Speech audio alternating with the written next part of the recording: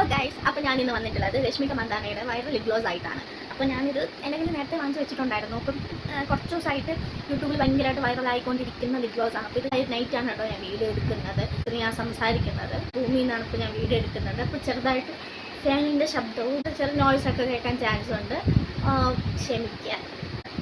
Correct shade ഇതിൽ കാണുന്നില്ല.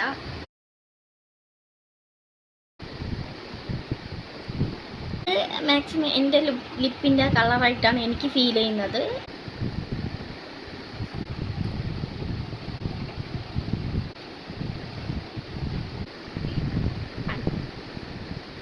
ഞാൻ ലിപ് ലൈനർ ഇട്ടിട്ടുള്ള ഷെയ്ഡ്